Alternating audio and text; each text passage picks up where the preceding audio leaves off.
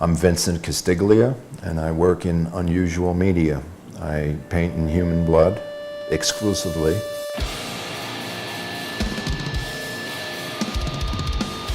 I began Autopsy of the Soul in 2015, and it originated from this idea of soul murder. There's a book by Leonard Shengold called Soul Murder, and it partially inspired the series in that the show is a collection of brutally honest musings that span the last 4 years.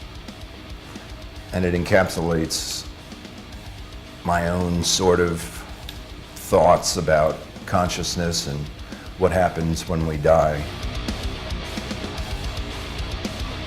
The series also references the concept of the anima mundi, or world soul, being dead at the moment. I feel like so many industries, or I should say all industries, are affected by this corporate stranglehold that's just squeezed the life out of everything.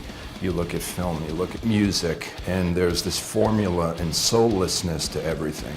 So this was an honest, utterly sincere commitment of images that represent that mortification in time at the moment, and also a unique perspective on life in general.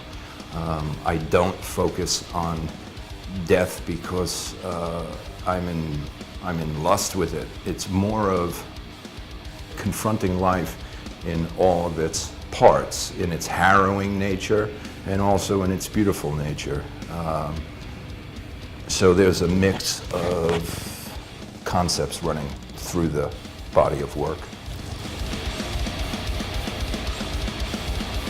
I'm Vincent Castiglia, and Autopsy of the Soul opens June 8th at Dark Art Emporium.